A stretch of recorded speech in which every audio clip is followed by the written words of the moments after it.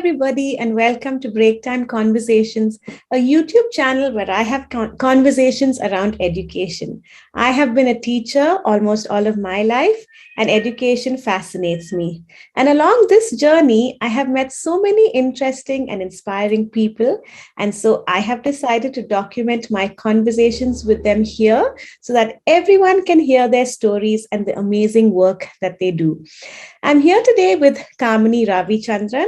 She's the founder of Happy Kids Institute in HSR Layout, and this institute helps children with learning issues. Kamini is also a classmate of mine, and it is so lovely to see you again, Kamini. You Hi, refer Anupa. hi, Kamini. So you refer yourself to yourself as a special educator because you have done Yeah, a course, but cool. you Yeah, prefer to be known as a person who works in the learning space, caring and sharing your learnings and experiences with children who come to your institute. So, Kamini, you deal on a daily basis with all kinds of learning issues. So, yeah, what is it that you see and experience on a regular basis with the work that you do? yeah. Hello, everyone. It's so nice to meet you all on this channel and share some of my experiences with Anupa. So, for your question, Anupa, every day I see kids who definitely come to the so-called tuitions because they are not scoring marks at school. Okay, as a special educator, you and me know that there are children with various learning styles, you should say, styles or learning differences, learning gaps, whichever way we may put it, or learning difficulties, as you say, right? So, what I see is children are brought here because they need to improve on their marks. Now, for a special educator, that is something typically a teacher should handle, right? But for a special educator, we have our labels, we have our judgments, and then we are supposed to do certain things and understand the children in a certain way. But in this I put in a decade of experience in this journey. What I have slowly realized is there is instead of labeling children, which is also limiting my scope of doing something to help those children, what I have learned is, okay, there are children with learning differences. Okay, and the factors that contributed to it, not the physiological ones that we are used to, that many factors that contribute to it. And when they come here, so I realize that more than helping them score those marks, I have to make them realize who they are, believe in themselves, and bring them up to exploit their potential, irrespective of how they are being judged at school or at home. And that how children who do not study are so branded from as young as Montessori, where yeah, their typical comments that is being given at school, and how they are looked at compared at home with siblings, and if there are no marks on those sheets, how they are made to feel ashamed, embarrassed, and how they do not have a life ahead, those kind of things. So, when children come, they're terrified, like, okay, I got another tuition teacher here who my parents have brought in, and I don't know what all she's going to make me write and do, kind of stuff is how children come in. So, once I sensed a lot of things, then I've delved deep into what is their issues, like apart from their physiological, like what else are they dealing with on a daily basis, and try to slowly, help them be aware of those things and realize what is it that they want to do now. These are the things around them. What is it they want to do now? So more than coming here and learning something, here children are more like, it's an interacting space for them where they are themselves. Children slowly, you see that slowly they open up. The beginning, they're all so quiet when they come because it's a strange environment. Slowly they open up, and then you can see the beauty of, what all this child is capable of and knows. And once they are quite comfortable with who they are, then is when the real learning happens, because they discover their ways of doing things, and then they start asking questions. And then I know I should now work on those, the academic part of what it is, and slowly take them there. So this is how the typical scene unfolds with each child who comes in here at the institute. That's so beautiful. I love how what you said about they need to know who they are, before learning Yeah. happens. If I look at my own life, I hated school, hated. I mean, I was just not interested, or I don't know what it was. And it was years later only that I actually did well in this special ed course that I Mm-hmm. did. Mm-hmm. And then only I realized that, okay, I do have brains. Till then I thought, okay, I'm useless. Yeah. So I think what a See, huge role that yeah. plays, right? Yeah, it is because, see, in this academics thing, what I realize is children's creativity. Creativity is something so wonderful, imagination, creativity, curiosity, that everyone has, irrespective of who you are in your learning space. Okay. And learning is a process, according to me, and it does not happen, just give them a book and say, oh, you're in first standard, oh, you're in 10th standard, you're in second. You just have to do it by now. It's not like that. It's a process and you need to take them through it. And first thing that I see is they should have an interest for it. Now, apart from, see, I see the academics as a tool that helps you with so many other things that you are as a person, right? So the tragedy is the creativity is lost and many of their dreams are shut down. And by the time, see, you said you realize much later in life, right? But you know how many scarring experiences that has already been put in the life of the child.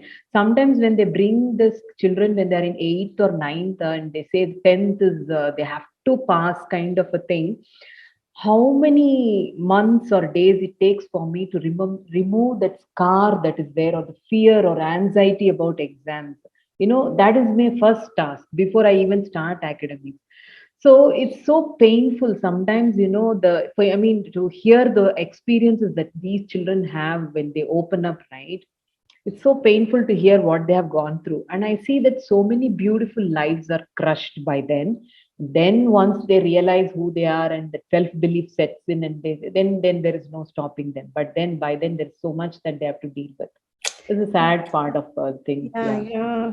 So you also mentioned that, I mean, of course, I do know that in the society that we live in, scoring marks equals success, right? Yeah. So, and so many of us, we still equate success in life to the success in academics, and then later on, success in your job, your promotion, how much you're earning, and this and that. So, Yeah. what do you think about this? Is it Yeah. something that we need to relook at?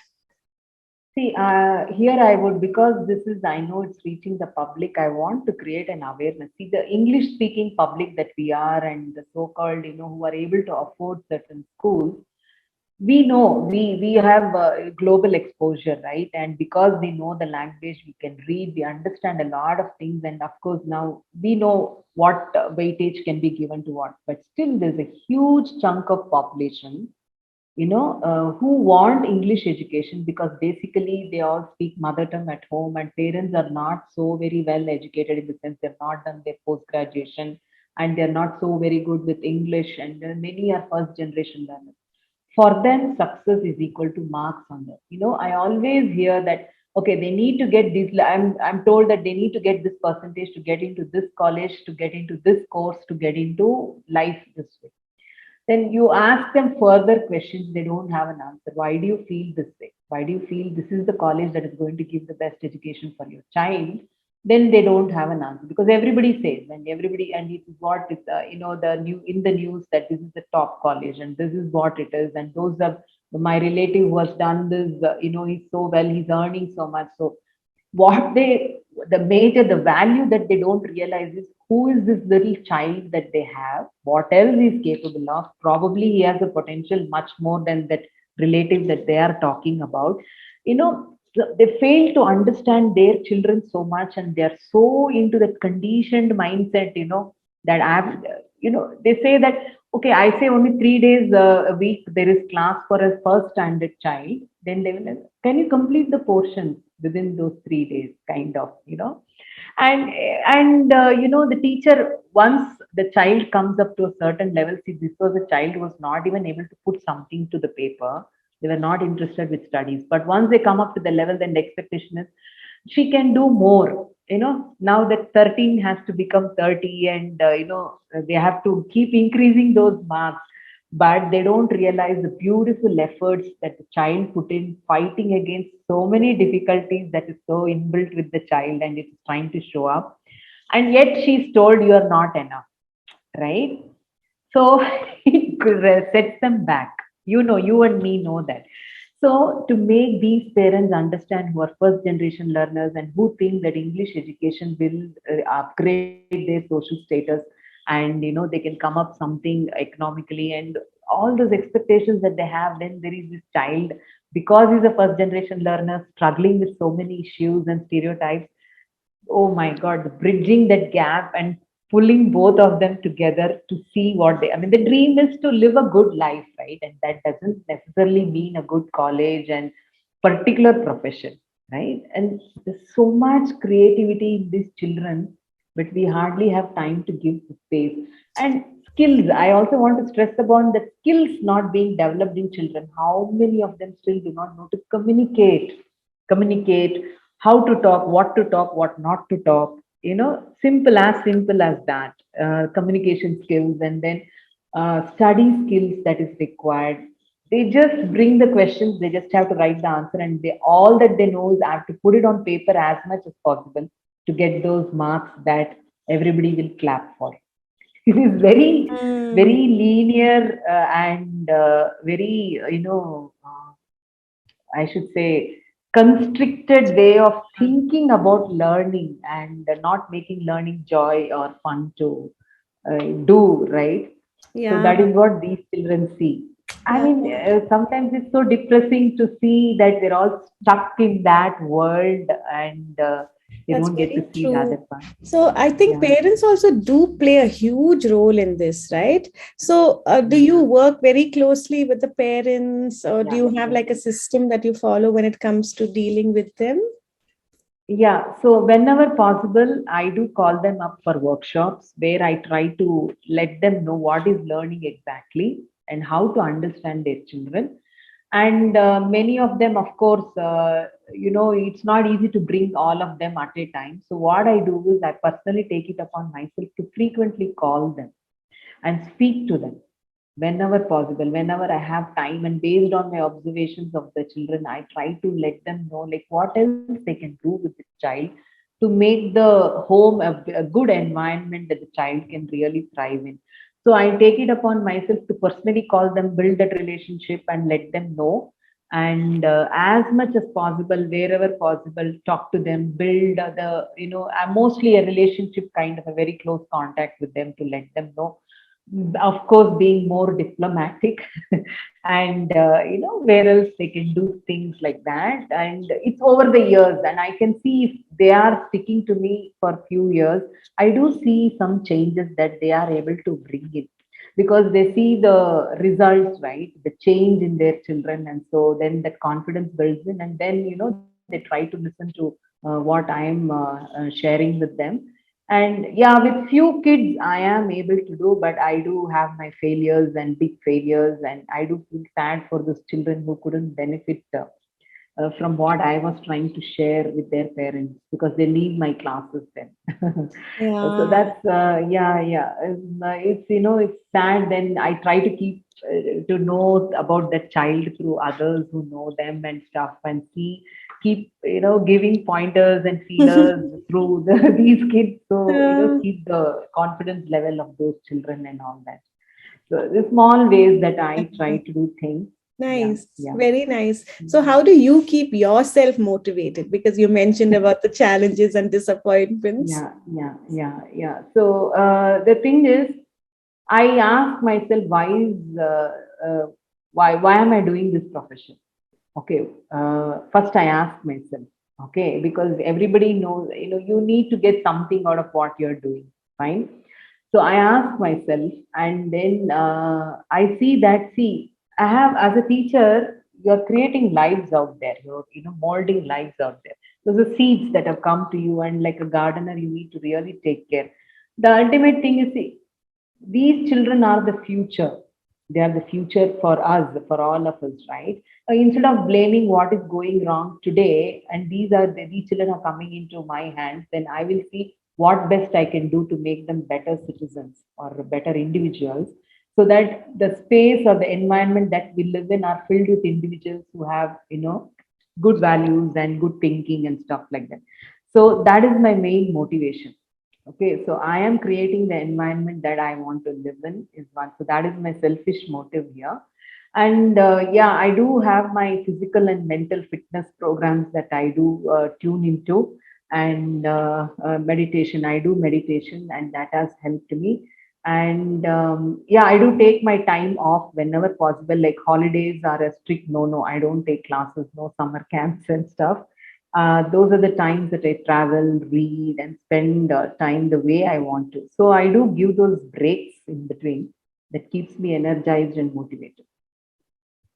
That's so lovely. Thank you so much, Kamini. You've shared such wonderful insights, and I love this conversation because I also so struggle with the fact that everyone equates scores, academic achievement, which yes, it is important, but that's not what success is about, right? It's about the overall development, Yeah. character development. And I love Mhm. your advice, and I think that I'm going to follow it, and everyone else who's listening should take a step back and think about it. Why are you doing this, right? Every time you Thank you. Yeah. Thank you, Anupa. Like, if there is somebody who will benefit listening to me, saying that there is life even beyond academics, I'll be really grateful to this opportunity that you gave me, because that is the intention, to create awareness. Thank you so much for this beautiful opportunity. Thanks, Kamini, and hope to Yeah. speak to you again soon. Thanks. Bye for now, Sure. Sure, Kamini. Anupa. Bye. Bye. Bye.